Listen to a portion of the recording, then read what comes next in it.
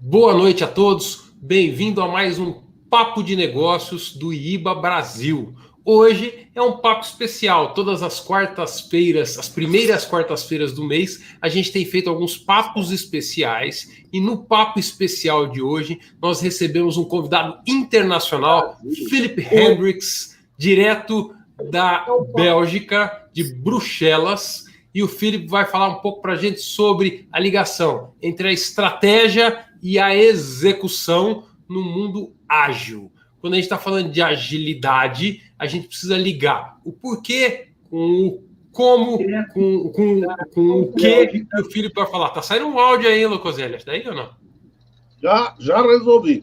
Obrigado. A gente daqui a pouco começa, aqui estamos todo mundo em casa, logo após a nossa vinhetinha.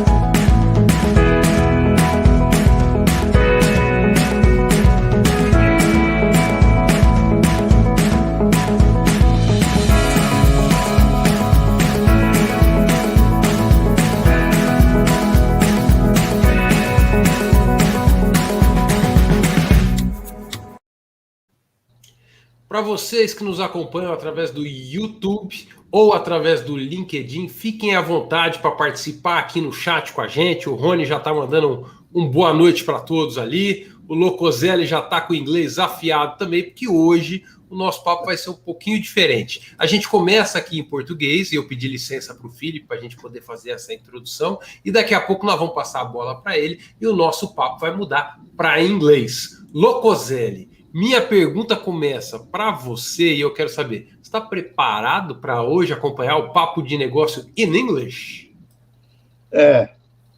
Eu vou tentar capturar alguma coisa aí do papo de vocês, tá?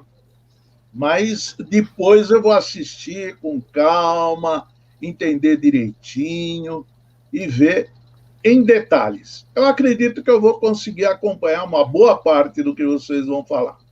Sem dúvida vai. E uma dica boa, para quem vai acompanhar depois, o próprio YouTube gera algum tipo de legenda automática, que às vezes acompanhar com a legenda fica mais fácil. Os nossos papos ficam sempre gravados e disponíveis no canal IBA Brasil no YouTube. Está participando com a gente aqui, além do Felipe, o Edu, que já esteve aqui outras vezes e hoje veio no papo para ajudar a gente aqui, o Edu que mora no Canadá. Seja bem-vindo, Edu. Boa noite, obrigado pela sua participação.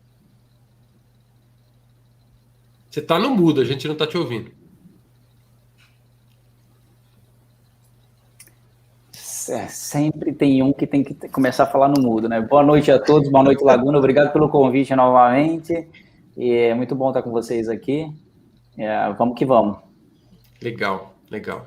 E a gente recebe hoje de maneira muito especial e agradecemos muito o Felipe. É a segunda vez que o Felipe vem ao Papo de Negócio. A gente já teve um Papo de Negócio com ele há alguns meses atrás para falar sobre inovação. Quem assistiu o Papo de hoje e gostar, depois pode procurar no canal. Esse papo vai estar disponível também. O Felipe é presidente do IBA de Bruxelas, do capítulo da Bélgica, do IIBA. Ele lá corre uma conferência muito legal, chamada BA Beyond, que é a maior conferência de análise de negócio da Europa, provavelmente. É muito legal a conferência, eu tive a oportunidade de participar esse ano, foi muito legal. O Felipe também tem uma empresa chamada Outer Shape, onde ele faz consultoria e ajuda organizações a se organizar nesse novo paradigma do ágil, fazer a sua transformação ágil.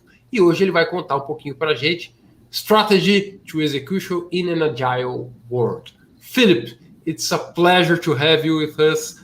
Thank you very much for the opportunity. I tried to say a little bit about what you do, but be my guest and explain a little more. You are our guest and this chat is about you. Okay, thank you very much for the invitation, the second invitation. It's really nice to be here again. And I actually do feel a little bit jet lagged, as if I really traveled to Brazil. because of the time difference. It's like 1 o'clock in the morning now here, but that will be fine. So yes, I work with companies as a consultant, helping them in their agile transformations with a lot of focus on innovation and on helping strategies becoming a real thing in the company through business analysis. So I really believe business analysis is a key factor in making sure that strategies become reality, which is also what the presentation today is about. And that's something that I like to help companies with. That's great. And the last time you were here, you were talking about innovation, right?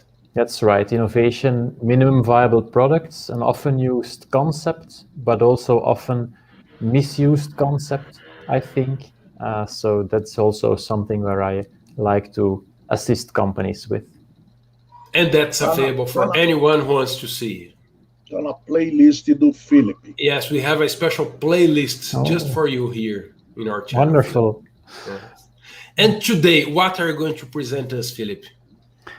So today, the talk is about strategy execution and how business analysis can help with that. I am absolutely convinced that business analysts are key players in making sure we translate strategy to a new operational reality in an organization. And how can this work in an agile world? That is what I'll be discussing today. And I'll be giving some tips and tricks, some techniques that I use myself that I really like. And of course, the audience is always able to ask questions or clarifications if they like. All right. And if the audience wants to make the questions in Portuguese, be my guest. Se vocês quiserem fazer perguntas em português no chat, fiquem à vontade e o Edu traduz para vocês. Para isso, eu tenho o Edu. That's why we have Edu here to translate questions for you in English. Perfect. That's good, because my Portuguese is not good enough to understand all the questions. Right. No, you can. We can teach you Portuguese, and you can teach us German. Dutch. Or Dutch. Dutch. Yeah. That's good. It's with you, Philip. Okay, thank you very much. I have a few questions for you as the host of this show throughout the session. Of course, the audience can always answer the questions as well and give some additional feedback and interaction. And I'm actually going to start with a question. Do you know who the person on the picture is? Personally, I don't know. I think it's a soccer. I think it's a soccer coach. I don't remember his name. It looks like soccer. If I'm not wrong, yeah. Yes, I'm not very into soccer. But Locoselli, você sabe quem é? Esse é um técnico eu não conheço ele, não. Não conhece? Someone in the chat knows. Alguém no chat sabe quem é? Eu não sei. I know who he is, but I don't remember his name. You recognize? Oh, Rico Mother is asking, is it Shrek? It is not Shrek, no. Good try, though. No, it's indeed a football or a soccer coach, Roberto Martinez. He's the coach of the Belgian national soccer team. And he's been actually quite successful. We are doing really well in soccer internationally. And after one of the games, let me remove the bar at the bottom. After one of the games at the last International World Cup, actually, against Brazil, we won against Brazil. Brazil was tournament favorite, but we won against Brazil. And he gave this comment: "I've never lost a game on the tactics board." Now, I actually met Roberto Martinez once in real life. He's a very nice person, and he's very modest. He's not arrogant. He doesn't think he's the best. Yet he made this quite strong statement. But he continued talking to the journalist, explaining that he wanted to praise the entire team for their superb execution. And that stuck with me. He actually told them, it's not in strategy that you achieve success. I can make up great strategies, but it's up to the team to execute those strategies. And it's only if the team is able to execute the strategy well and adjust along the way if needed during the game that we will be successful. So strategy is useful, but it can only become a success through execution. That combination is key in sports, and it is just as much key in business. So if you look up some statistics, this is an older one, but if you look up recent statistics, they're always more or less the same. Then we realize that companies on average deliver only a fraction of the financial performance their strategies promise. So the strategy has a potential to create new business, to make more money, to attract more customers. And the actual financial performance is only a part of what the strategy promises. And if I ask people for my work or at conferences, the question, do you feel that you are achieving the full potential of your strategy? The answer is almost always no. And I think there, business analysis can play a key role because we are one of the key roles in translating strategic ideas into how an organization works through the projects we work with. It's in a project where we kind of change like a business process, a new way of working is being introduced. We help with that. And so in the role we play in that change, we are going to try to help the organization achieve the strategic goals. Now, this is a challenge for many companies, and it can be, the problem can be that the strategy is over-promising results. We believe our strategy is great, while in reality, it's not that great. It can be that the strategy is correct, and that the potential that the strategy promises is correct, but that somewhere during the project, something goes wrong. Either way, business analysis is playing a key role in challenging the strategy and verifying, is this really feasible? Is this realistic? And translating it then to the new business process, the new piece of software, whatever that will help us achieve those goals. So that's kind of the why. Why do I think business analysis play a key role in strategy execution? Exactly because we play a key role in the projects. Now, in order to give a kind of framework on how this works, how can we make the jump from strategy to execution, how can we make that better? I use a framework, what I call lean strategy execution, which is 3 steps. The first one is about making sure you know the goals, where are we heading? The second step is about execution, turning those goals into reality, but without jumping into the first solution that comes to mind too quickly. And the third step is then lean, because we cannot predict the future. We don't have a crystal ball. We have to make changes along the way. And so we have to also measure, are we doing the right thing? Are we heading in the right direction? That's the lean part. And in the talk, I will go through these 3 parts and give some tips and techniques that I use to help become better at executing the strategy. So starting with the first point, strategy.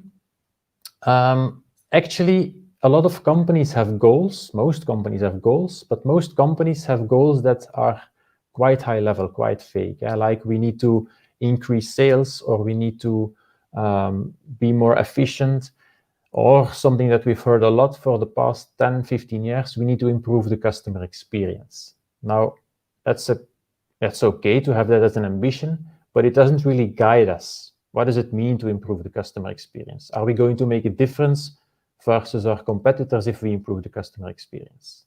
So is this really helpful in strategy execution? And I don't think it is. And to give you an example, this is a marketing slogan from a company. And I don't know if you can guess or remember which company used this slogan. For that one specifically, I don't remember. You pressed the button, we do the rest. Some electric chair or in a jail or something like that. That would be an interesting one. I don't know. It's actually a slogan by Kodak, photography company. And it's a slogan that dates back from 1888. So in 1888, Kodak was working on improving the customer experience by creating a camera that was as easy as the pencil to use. So it's older than IBM, 1888 Kodak. And why do I use that example? I use the example to show that if you state as a company, we're going to improve the customer experience, that's not going to make a difference. Kodak already was improving the customer experience in 1888.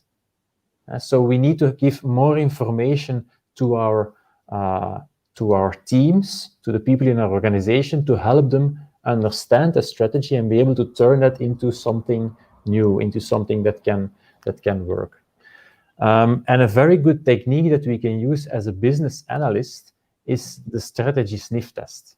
And it's a test that helps us decide, is the strategy that is handed to me by, for example, the management, is that a strategy that I can work with? And so the strategy sniff test is really simple. It asks you, can you make the opposite choice without looking stupid? So if your management says our strategy is to improve the customer experience, the opposite choice would be our strategy is to make the customer experience worse. Now, usually that doesn't make a lot of sense. And because it doesn't make sense, then the strategy sniff test tells you, okay, that strategy is not good enough. It may be a reasonable strategy. It's not saying that improving the customer experience is bad. It's just saying that improving the customer experience does not give us enough information to be able to successfully execute the strategy. It's kind of obvious, right? It's obvious, yet at the same time, we see that so many companies jump from a very high-level goal, like improving the customer experience, to very specific solutions. And with the strategy sniff test, we can say, take a step back. Let us first discuss the goal. Are we sure that we know what is meant by the goal? Is that really giving us a clear choice? And I will go back to the example of Kodak. Kodak said, we are going to create a camera with a single button that is easy to use, so that people can take pictures without thinking too much. Just push the button and we take care of the rest. So that's their strategy. Another strategy could have been, we are creating a camera that takes pictures in any situation, a light or a dark situation, something that is slowly moving or something that is fast moving. Whatever the situation, our camera will take a good picture. That could have been a different strategy, and the camera would probably be a bit more complicated to use, but it's a different and viable strategy. And so there we see that they refine the strategy into something more concrete, something that gives more guidance, without giving away all the details about how that camera should work.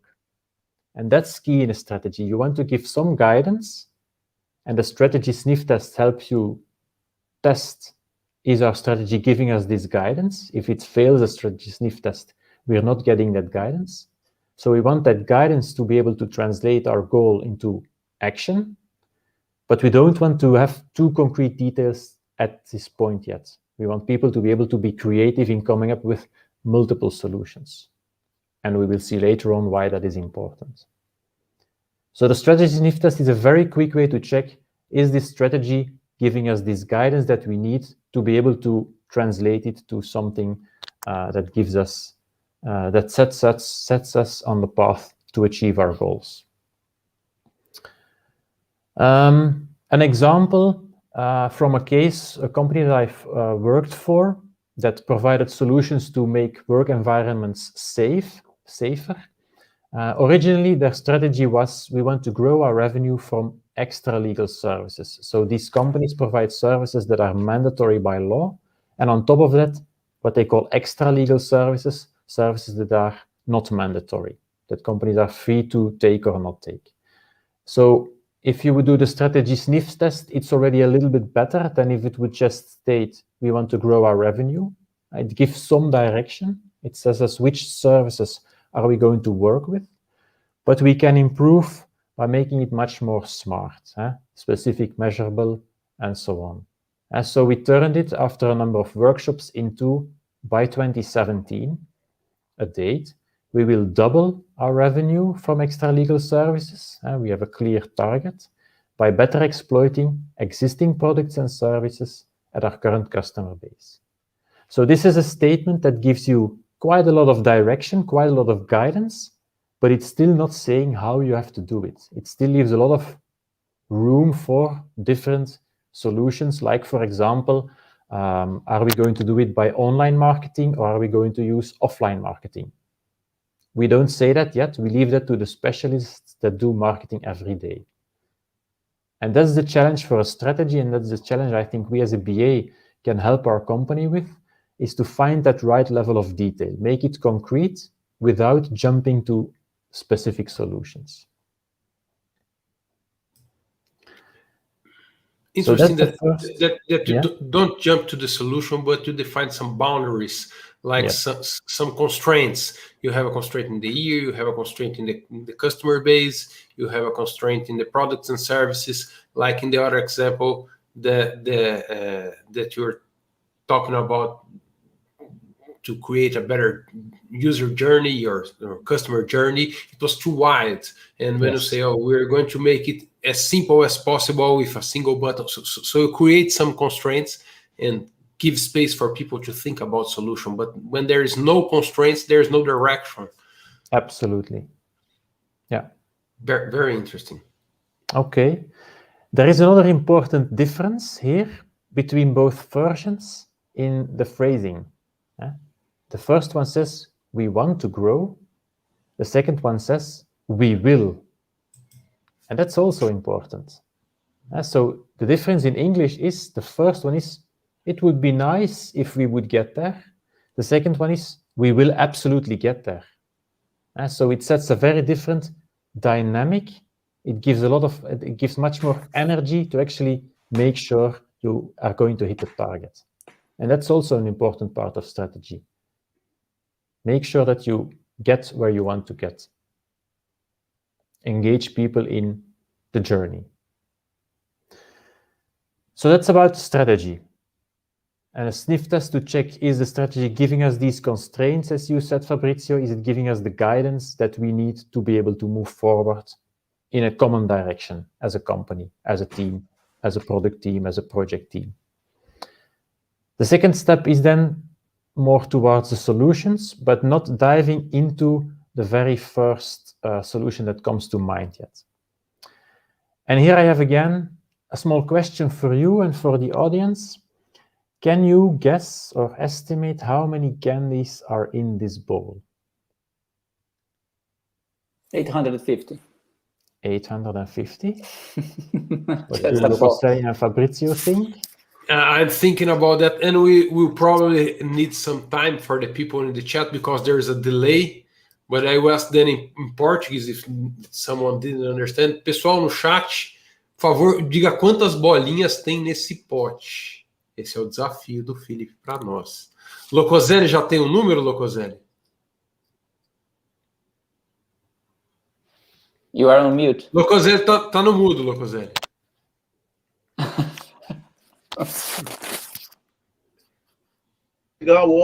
Vou pegar o homem que calculava aqui para ver se ele me dá alguma dica. Na biblioteca aí?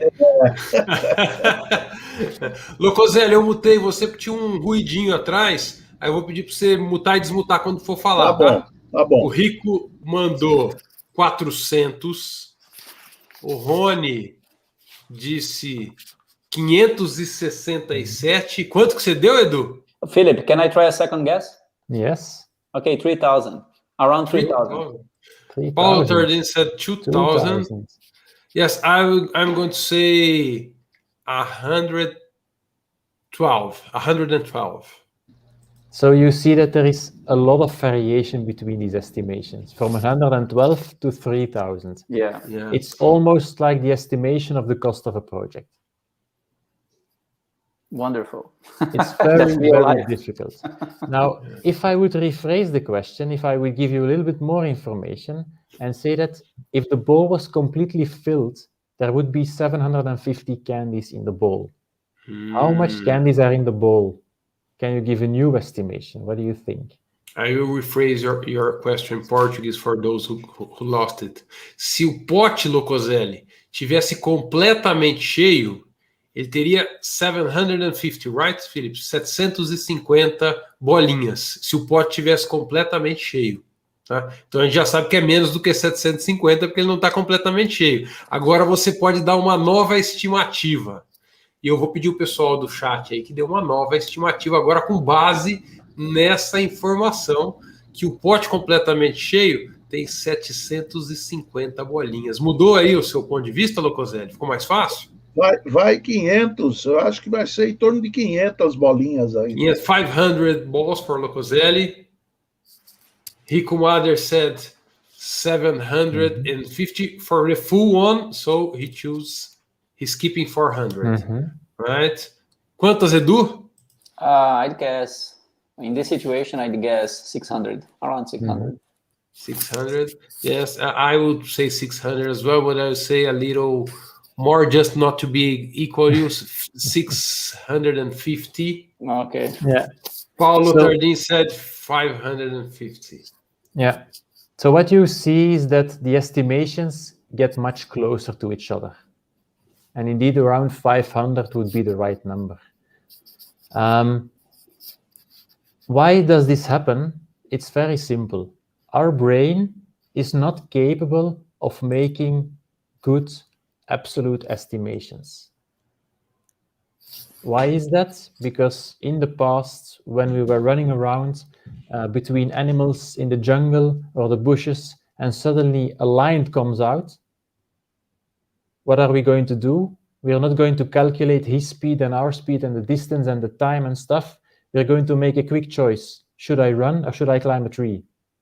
So in order to do that, you make a relative estimation. You try to estimate speed differences and then decide.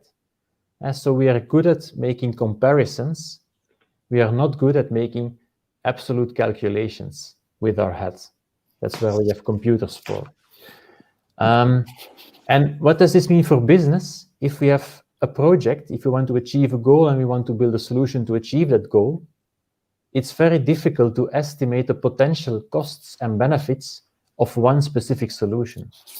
It's much easier, much better to compare a number of solutions and say, this one will probably be cheaper, this one will be more efficient, this one will be quicker, this one will bring us more benefits.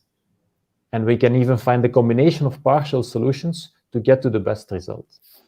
So relative estimations are better for organizations, for projects, and they require you to have multiple solutions. There is another reason why it's so interesting to have multiple solutions. If you have a conversation with your stakeholder, you can ask him, which solution would you prefer and why? Why do you think a certain solution will work better than the other one? By asking that question, you will get additional insights into why does the stakeholder believe it will work or not work? What is actually the requirement behind it? He proposes a solution, and by comparing it with potential alternatives, we get a better understanding of the requirements behind the solution. And then we can find better solutions to solve his problem or to make the opportunity work out. So this is really a very simple example that you can also use with your stakeholders to explain the importance of having different potential solutions on the table so that you can compare and choose wisely. Now, a technique that I use a lot to map out the link between the goal and the solution and to help people think about solution options is the benefit map, where on the left-hand side, we have the goal, improve the customer experience, which is actually a little bit too high level. It doesn't survive the strategy sniff test, so we're going to refine it. And on the right, we already see the solution proposed by the stakeholder. Suppose we are in a postal office and they have a problem because people have to wait in line for a long time in order to get to the place where they can buy stamps or leave their packages. So they say we're going to improve the customer experience by introducing an online reservation system so that people know I need to get then to the postal office and I will not have to wait. It's a solution that would work, but it's probably a very expensive one. And so by trying to clarify the link between goal and solution using the benefit map, we can improve. We can say, okay, a more clear goal that gives a bit more guidance could be reduce the waiting time. But actually, and there is an important thing to note here, that is already giving away a bit of the potential solution. It hides a solution in there. And so to give a very short anecdote, one of the things that the Houston airport once did to improve the experience of waiting for the luggage after you arrive with your plane was a project to reduce the waiting time. So they changed the processes of luggage control, and they added more people to process the luggage, and they reduced the time by half, by 50%. And then after doing a test, people still complained about the long waiting time. And so reducing the waiting time didn't seem to have solved the problem. And so then they did something interesting. They made sure that people needed more time to walk from the arrival gate to baggage claim. And waiting is not the same as walking. When people are walking, they don't experience that time as a waiting time. And the issues were gone. And so when first stating we want to reduce the waiting time, they actually hinted at the solution without wanting to, reducing the potential alternatives. So they rephrased it as, let's improve the waiting experience, which is a bit more broad. And let's say that ensuring a short waiting time could be helpful in solving this problem. And yes, the online reservation system is one way to ensure a short waiting time. But in that conversation with the stakeholder about alternatives, other potential key, I call them ingredients or enablers to improve the waiting experience pop up, like ensuring that the waiting time is correct and predictable. I know that no one will skip ahead of me. I know roughly, like in this situation where you see still so many minutes to wait, I know that how long it will take roughly. That's also a way to improve the waiting experience. Or I make sure that the waiting time is pleasurable and comfortable. Like in Disney World, fun stuff is happening while you are waiting in line to get to the actual thing you want to visit. So you see different potential key enablers, critical success factors, key ingredients pop up in having that conversation. And you see that different solutions options become possible. We can imagine them, like the online reservation system that was first proposed, but also like this ticketing machine where you can draw a number and you know, okay, I have number 15 and now they're working with number 10, so 5 more and then it's my turn. And we can come up with many other solutions. And this is how they solve it in Thailand. And so maybe first, indeed, linking to the title of the webinar today. This is the why and the how and the what. Why are we doing this? What are the goals we want to achieve? How? What are the key steps in order to achieve those goals? And what are then the specific solutions that we could use? And how do they solve this in Thailand? Like this.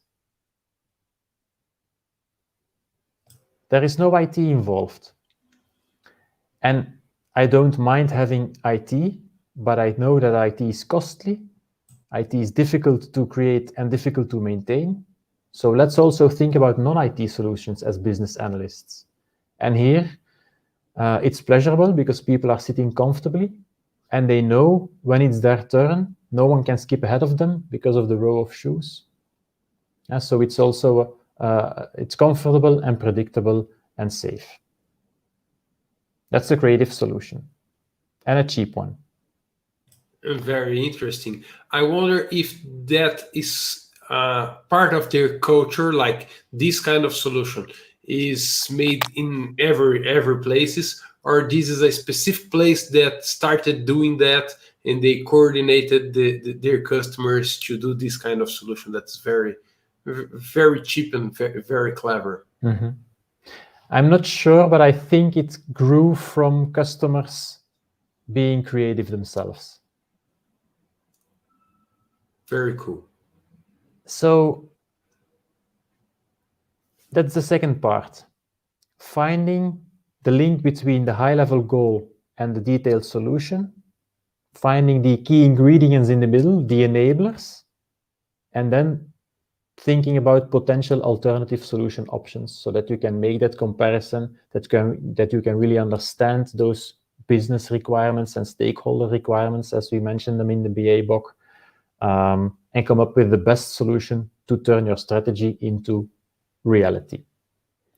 But of course, that is still kind of working with a crystal ball, as if we can predict the future. Once we did the analysis, we know what's the best solution and we just need to build it.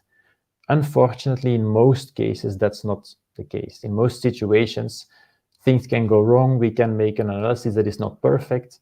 So we need to do some course corrections. And that actually reflects back to the key question for a lot of organizations. We promise in our business case a certain return on investment. Are we actually achieving that return on investment? And that's a question that we need to try to answer. And often we answer that question all the way at the end after doing the entire project, but that's quite late. We have spent the money. We can't get the money and we can't get the time back. So we should do that more often, sooner in the project. And this is where the lean part comes in, lean part or agile part. And I'm giving you very, very briefly a kind of core definition of what is lean, what is agile in this context. There is lots to say about it. We can spend entire days about each of these topics, but lean is mainly about reducing waste. Let's not build things that don't bring us closer to the goal. How can we make sure that we are not building things that don't help us achieve our goal? And agile helps us by doing this in short feedback loops and measuring along the way, is this getting us closer to the goal? The agile approach is helping us with that. And in doing it in an agile, iterative way, we can, what they often say is fail fast, but I prefer the word learn fast. We learn and we make course corrections. But it's not just random trial and error, because we have these goals and we have these strategic constraints that guide us. So it's not just random experiments. No, it's actually quite well guided. And so that's where this is where the lean, the agile way of working comes into play. Because if we go back to the golden triangle that is often used in project management, the classic theory is that if you keep an eye on time, scope, and budget, and if one changes, you need to work with the others to make sure they're in balance, then we can deliver a quality outcome, a quality output at the end of the project. And if you follow that approach, which makes sense, then what happens if we take, for example, again, the benefit map and we turn it into an implementation plan or a work breakdown structure? We select based on the different solution options that are on the table. We make a selection and we define our scope for the solution. And then we turn that into an implementation plan. We say, first, we're going to put up the sign, then we're going to provide some chairs, then we're going to do some other stuff, and then the project is finished. And once you have done that, if you've decided on your scope, you've created your implementation plan, the project starts, and something really dangerous happens. Often, at this point, we lose track of the goal, and we start in project mode delivering the product, delivering the solution. And that is really dangerous because ultimately the solution is not important. Achieving the goal is important. So what can we do about it? What can we do is looking at the triple constraint a little bit differently and say that actually time, scope, budget, and quality are 4 things that we are going to manage. And if we manage them well and measure along the way whether we are creating value or not, then we will be creating value in an effective way. Let me make that a little bit more concrete. What we are going to do is take the benefit map and we're going to be aware of the fact that the connections we have created here, like we are saying that by providing a row of chairs, we think that we can ensure the customer has a comfortable and pleasurable waiting time. And we think that that will help us improve the waiting experience and ultimately the customer experience. But it's really important that I just said, we think that this will happen. We are not sure about it. And so basically every line in this diagram is actually an uncertainty. We think that our solutions will help us realize our enablers and achieve our goals, but we are not sure about it. So instead of building the entire solution, we should actually do a number of tests, a number of validations to make sure, is this the right solution to build? And that is thinking in a lean, thinking in an agile way in your project. Don't just start your project after doing the analysis and after deciding on the scope and build the whole thing, but step by step, do some experiments to validate, are we getting closer to that goal? And for example, in the case of the Thailand solution, it could be, let's just start with putting chairs and see if people like it. See if people feel more comfortable, see if people are more happy about the waiting experience. If yes, great, we continue and we do it in other offices as well. If no, we need to think about other solutions. So you do tests all along the way to see, are we getting closer to that goal? And of course, doing those tests means actually testing things in real life. We are not trusting our gut, we're doing the actual test in the field. We're gathering real life data. And that means that at each step, we have to make a decision. Are we going to move forward? Are we going to stop because the project is just not delivering results and we don't want to spend more money on it? Or are we going to change direction a little bit? Are we going to make course corrections? Are we going to adjust the solutions we had in mind? And that is really a fundamentally different way of thinking. In a lot of projects, we think about, we have decided on the scope, now we're going to build it, and all the way at the end, the benefits will come. In this approach, we are going to combine the implementation plan with a validation plan and measure, are we getting closer to those results along the way of the project and not all the way at the end. An example that I sometimes use is when I organize an event like a conference. You could do a lot of work just to make this one big, huge conference within a year a success. But it's really risky. It would be better to do some smaller events up front and measure the feedback from people, measure the results and see, are we getting closer to organizing a great event? Is a full day conference the right thing, or should we do 2 half-day conferences? And by doing upfront experiments, you can get more knowledge about what is the best solution, instead of just focusing all your time and energy on this single big event that may be not the best event for people. And so what this means then, as a summary in lean strategy execution, it means that in the first step, we're going to try to find out what are the key goals, and are these giving us enough guidance to make sure that we are going in the right direction. What are the enablers? What are the key ingredients to achieve those goals? And helping the conversation about alternatives or options so that we can compare. And then be aware of the fact that we are not sure. So try to do some experiments to make sure that we can make course corrections along the way instead of all the way at the end. And for me, that means that the BA, the business analyst, has a bit of a different role or additional roles to take up. When it's about strategy, he has to make sure that it's clear what is the value, and he is also playing a role in managing the value. Are we clear about the goals? And are we achieving those goals? When talking about execution, it's about managing opportunities, the opportunity of having different options. Which option is the best? Are we creative enough in defining the different alternatives or options? And finally, the lean part is about being an assumption manager. We are not sure that the solution is the best one, and that's okay, but we are going to do experiments to find out. So those for me are interesting additional roles for the business analyst to help our companies becoming better in executing the strategy and becoming successful.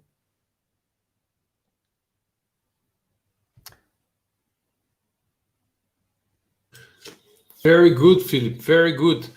I wonder how much could our community understand what you said, because it's in a different language, and we always use Locoselli for that. So Locoselli is our test user that's trying to understand what's happening and trying to translate to Portuguese. And so I'm going to ask him a little bit, what did he learn and what questions does he has? Locoselli, vou botar você na roda, você é o nosso piloto de provas aqui. Você está no mudo, vou até ligar o seu som aqui, o do Edu também, que eu tinha desligado os dois. Deu para acompanhar numa boa? O que ficou faltando, o que você não entendeu, eu não consigo te desmutar, acho que você mesmo tem que desmutar aí. Eu estou com uma dúvida no fail fast. Okay. O fail fast que foi colocado, ele está dito que é aprender rápido, né? Ele falou que ele prefere dizer aprender rápido, ele não gosta muito do fail fast. Ele prefere o learn fast. Learn fast. E eu gostei disso e acho que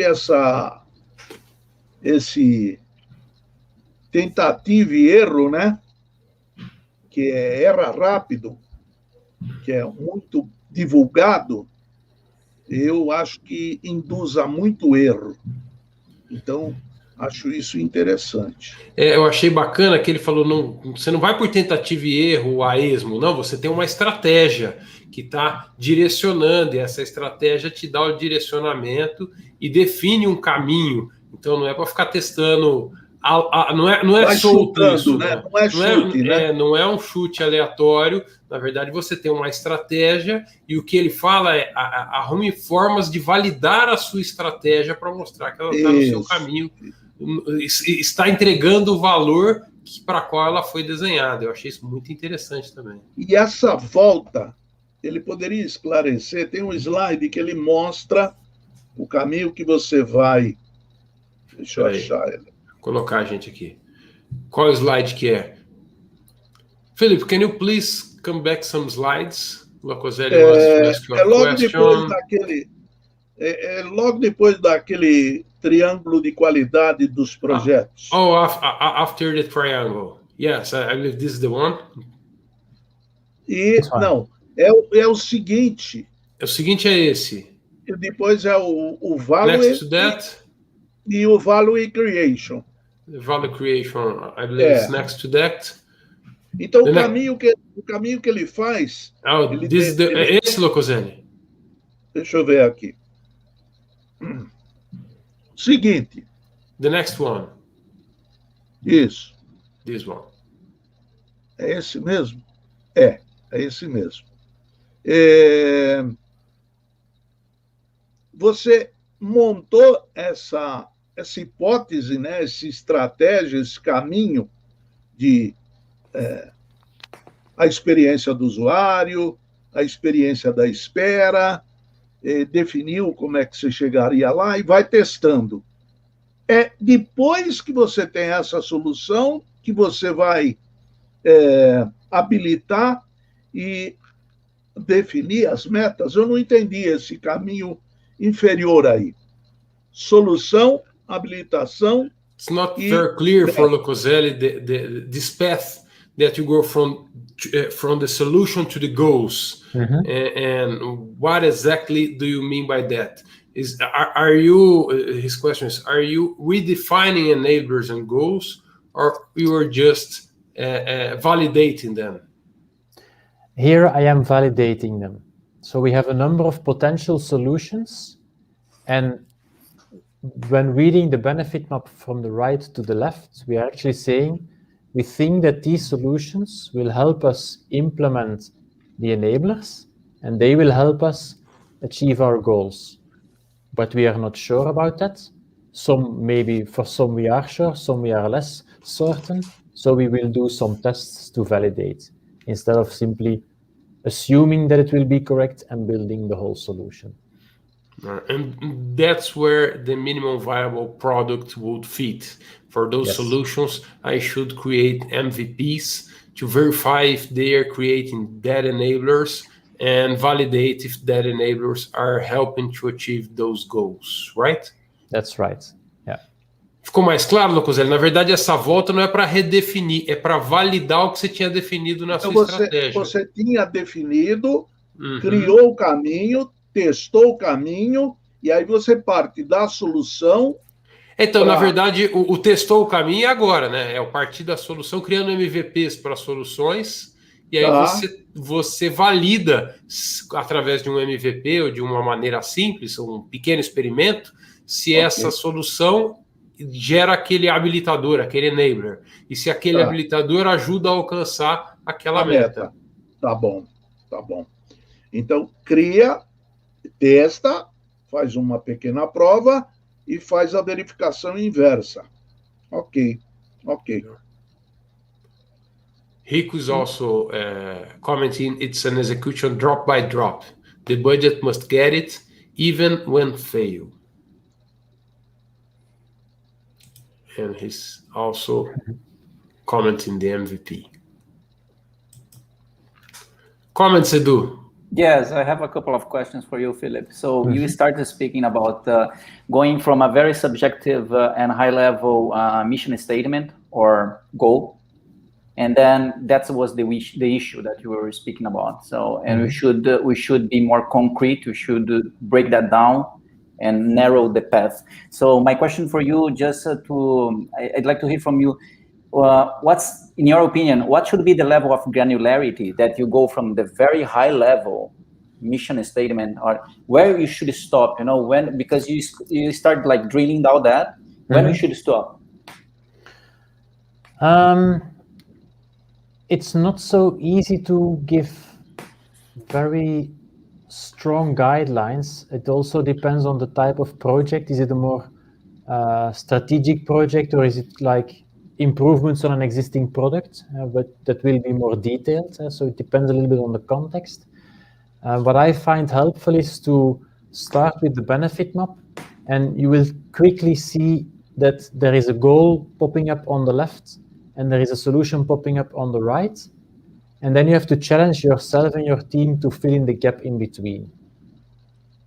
And try to get those two on the extremes, the goal and the solution, connected, but having one or two levels in between.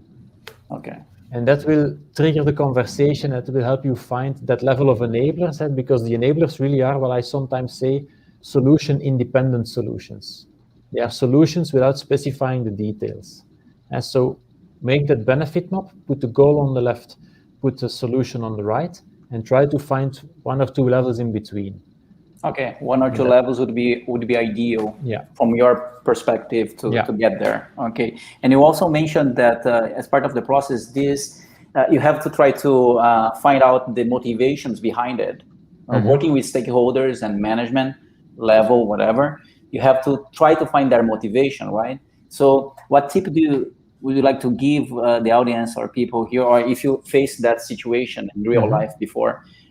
Because it's really common to have conflicting requirements all the time.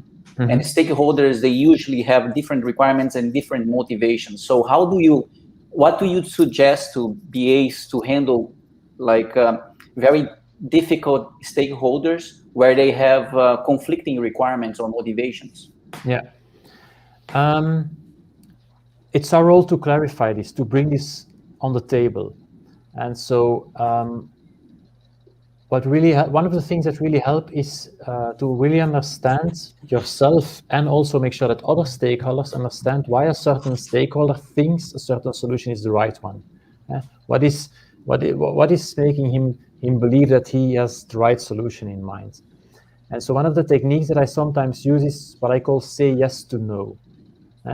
Let's work with our stakeholder and hypothetically say, suppose we cannot have that solution, or suppose we cannot have that feature. What would happen? Would it be a big problem? Would we be able to come up with an alternative? Just have that thought experiment. And then you will get more information about why does the stakeholder believe that this specific solution is a good one. And that information is insightful for you, and you can then come up with alternatives and say, okay, suppose we have this alternative, would that work? Yes or no? Why would it work? Why would it not work? But it also helps other stakeholders understand the reasoning behind things from that stakeholder. So saying yes to no is kind of a very quick way to trigger people into the mindset of, hypothetically, if we could not have this solution, then what? do that. That's an exercise that often helps in getting that conversation going. And you will see that once people are able to explain and think more clearly about, actually, yes, why is it that I believe this solution is a good one, they will also tend to more easily come loose from their solution, because they understand that the requirement can be fulfilled in a different way. So that's a technique that can be helpful. And a second technique that can be helpful is writing down the requirements on cards and get up, physically stand up with the different stakeholders and have them discuss about the requirements and put them on order from most priority to least priority on the floor. And they cannot put two requirements in the same place. That conversation really triggers understanding from why do we want certain requirements, if we have conflicting requirements, which is the most important one. And because they have the conversation together, the understanding of each other's needs will also grow. So that's also a very good and practical technique you can use. Really nice. And I used to say that if you have everything for you is a priority, you have none. Mm-hmm. You don't have any priorities, right? Absolutely. Very good techniques. And for your first comment is basically challenging the status quo, right, of the situation in a nice way. So you talk to the stakeholders, but you are challenging their motivations or their requirements in a nice way. Thanks for that. Fabrizio, I have more questions, but I'll give that to you now. Right. Unless you want me to continue with the questions, but no, you can ask one more question. I would ask Philip. I'm not sure if this is in your questions, Edu, about metrics and indicators. When are they needed in the strategy? Like when you said that you want to improve the waiting time experience, you did not add a specific indicator there. But when you get to the enabler, I see that you have the precision of what's my play. You have some ways to measure what you're talking about.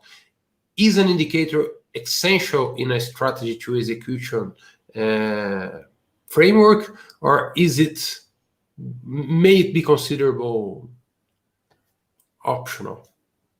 I think you need them. I didn't show them here in this shorter presentation, but in reality, I want people to think about targets and KPIs and metrics for all the goals, because that also triggers a very interesting conversation. How important is something? But also, if we have defined our solution, do we really believe that this solution is good enough to help us, for example, double our sales? Or do we think we will need more? Is it enough to increase our online marketing to double the sales? Or should we also have an increase in face-to-face marketing, for example? And so it makes things very tangible, very concrete. And so I think it's important to have those metrics all the way. Great. And your question, Edu? Yeah, so in one of your slides, you mentioned 3 techniques, or let's say 3 ways of working. You mentioned Agile, you mentioned Lean, and Fail Fast, right? But I'd like to hear your opinion on I'm going to give you an example. Like, what do you believe that approach can be applicable to a very consolidated market, a very conservative market, where you have the industry working with waterfall methodology, for example, where everything is predictable. They know their business, they know what's gonna be in the final solution. So it's a very stable environment, I'd say. So I'm gonna give you an example. If you work for a big company and they are implementing a new ERP system, for example, they know ERP systems are very consolidated in the market, so you know everything you need to implement. Sometimes they work with consulting firms to implement that for them, just configuring and customizing a little bit the application. So do you still believe that these techniques can be applied in that situation? I do. It's a good question, because that's indeed the question a lot of people, a lot of companies ask themselves. I do. I think that the key is that for every project, you check with your team, how certain are we that this benefit map is correct, basically. And in some situations, you will be quite certain, so there will be less need for tests and validations. And in some other situations, there will be more uncertainties, so you will have a bigger validation plan. So the key question is, how certain are we, and how much are we willing to gamble? It's really like gambling. How much money are we willing to spend and potentially lose if we seem to be incorrect in the end? The example you give is a good one because it can go both ways. It can be like, okay, it's consolidated. We know what the ERP system needs to do and stuff, so let's just do it. But at the same time, those are often big investments. Yes. So you have to be quite certain about it. I sometimes give the example of a retailer opening up a new store. If it's the 101st store, they've already done 100 stores. Yes. They know what they need to do. So it's quite certain. Maybe the region is a little bit uncertain, so they could start with a kind of pop-up store and see what happens. But there will be not a lot of validations. But if it's the first store of a new brand with a new shopping concept, for example, and new types of products and a new customer experience, there are many, many uncertainties. So they will have a much bigger validation plan. Okay. So the question is, how certain are we? And depending on the answer, you will have more or less validations. Yeah, I'm trying to challenge you here and bring the discussion to the table in a sense that for very regulated markets, for example, banking, finance, and because they are bound to so many regulations and they have to produce so much documentation, usually what you see is they're running a waterfall methodology, and they are sometimes they are afraid of going agile because they cannot predict what's going to happen, and they want to gather all the requirements first beforehand. And only after they finish that, they start implementing and developing the solution, right?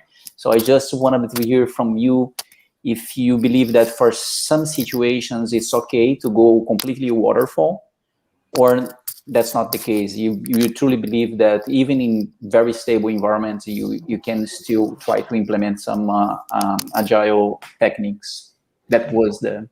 Yeah. But I always think that the agile approach is valuable because why take the risk if it's not needed? I don't believe that a waterfall approach, even if the situation is 100% certain, that a waterfall approach is cheaper or quicker. I don't think so. Okay. So building in those, by doing a more agile approach, you provide yourself with the opportunity to do some checks along the way in how far you actually do those checks. And if the answer is we're going in the wrong direction, you refuse to listen to that answer, that's up to you. But providing those moments in the timeline to do the check usually is not adding additional cost. So why don't you just provide yourself with the opportunity to make those checkpoints? Yeah, I really like that hybrid kind of approach that you are suggesting. But for me, it sounds like, or it looks like a, traditional project management. You see that spots of validation as milestones. So you start defining them in the project. I don't know if they are the same in the way you explained, but they sound like milestones. So every now and then you have to stop and do some validations, run some validations to see if you are in the correct path, right?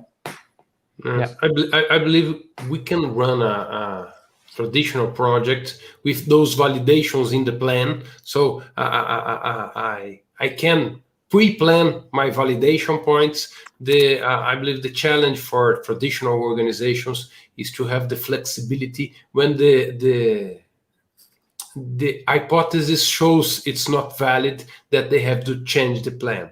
So that's probably the most hard culture challenge to do. But I believe if you are proving it's not valid, why not change the plan? So it would be that would be stubborn. Yes.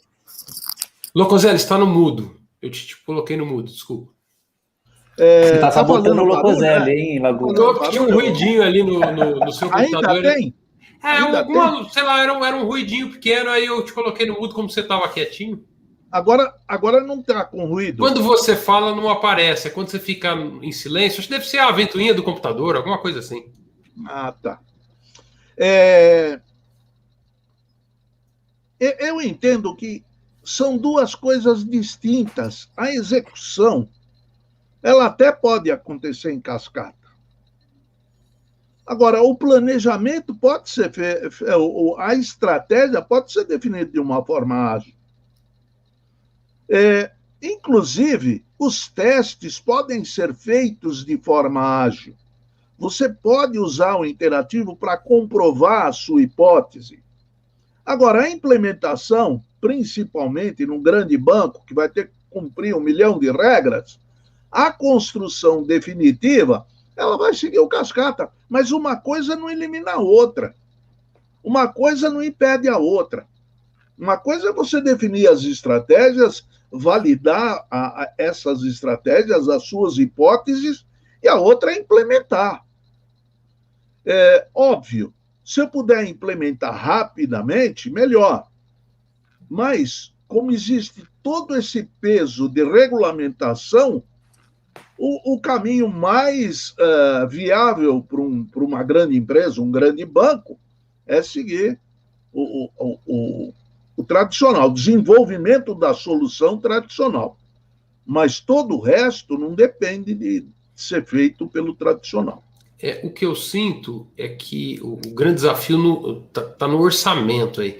Você conseguir orçamento para um grande projeto numa grande empresa como essa que o Edu está falando, é uma burocracia tão grande que você já quer... Você precisa fazer o orçamento do ano, né? E você já planeja o seu projeto cheio de incertezas dentro desse plano, e a cultura ou a forma como a empresa lida com essas grandes iniciativas não dá muito espaço para fazer esse planejamento ágil que você está comentando. Seria interessante mais ou menos ter um espaço para fazer esses experimentos e validar esse orçamento que você vai propor para um grande investimento. Mais ou menos, Fabrício. Eu tive a oportunidade, eu não vou falar o nome do banco, mas eu tive a oportunidade de ver... Não é o Banco Suíço, né? Não é o Banco Suíço. Mas ele fica ali na Europa. Tá bom.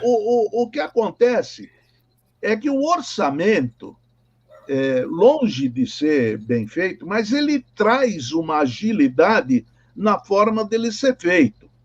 Ele traz uma agilidade e, no decorrer do exercício, é que a alocação dos recursos orçados devem sair com uma estratégia. A forma como aquilo vai ser desenvolvido varia. E também, eu acho que a grande dificuldade não está em fazer o planejamento do orçamento do próximo período, mas está na dificuldade de você agir com agilidade na reorientação dos recursos desse orçamento. Aí sim é que eu acho que peca esses orçamentos corporativos anuais. Eu vou chamar o encerramento, nem vou levar essa conversa toda para o Felipe, não, porque senão a gente vai estender muito e eu sei que já é mais de 1h da manhã lá na casa dele. Ele já está com vontade de dormir, porque amanhã ele trabalha, cara. Amanhã ele trabalha. Felipe, we thank you very much. We won't ask you all the questions we commented here because we know it's more than 1:00 in the morning for you. I just wanted to share 2:00. And I just wanted to add the Rico Matters comment here. It means that a good way is to insert checkpoints in the strategy. That is, since the beginning of the project. Is that correct? Absolutely, spot on. Thank you, Rico. Thank you, Philip. It was a great pleasure to have you here with us.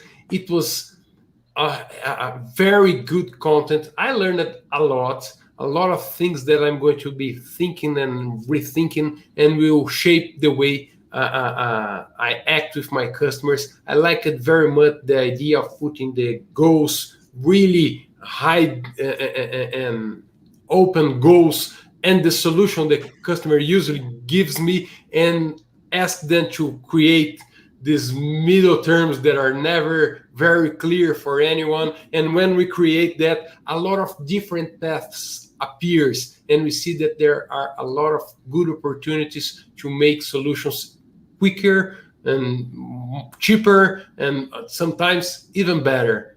Liked it very much. Thank you very much. Thank you for inviting me. It was a pleasure being here. And I want to ask Locoselli, what do we have next week? Locoselli, o que teremos na próxima semana por aqui? Eu queria primeiro agradecer o Felipe. He wants to thank you. Grazie mille, Felipe. You're welcome.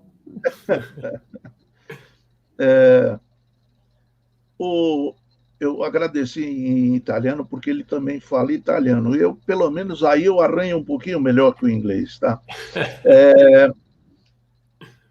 E a semana que vem nós temos o Sabino. O Sabino para dizer volta com a gente, que legal. Isso, ele vai falar para a gente aqui se algumas habilidades de comunicação, interação, se elas são inatas ou se podem ser adquiridas no decorrer da vida. É um papo bastante interessante, vai dar muito pano para manga. Eu recomendo. Talentos e competências, bom, hein? É isso aí. Muito legal. Queria agradecer, Locoselli, a sua participação, a do Edu, já agradeci o Felipe e agradecer do pessoal que está nos acompanhando aqui pelo chat, o Rico com bastante comentários, participou bastante, Paulo Tardinho, Clésio que passou por aqui, o Rony Rocha, a Ana Karina, foi um prazer, Wesley Alves também, obrigado pela participação de vocês, é um prazer ter vocês aqui no Papo, deixe seus comentários sempre, é sempre muito gostoso, isso aqui é para a nossa comunidade, sintam-se parte do nosso grupo, é um prazer estar junto com vocês. E a gente volta na próxima quarta-feira com mais um Papo de Negócios. Vejo vocês lá. Tchau, tchau, gente. Bye, guys. Tchau, gente. Obrigado, Felipe. Thanks, Philip. Thank you, Philip. You're welcome.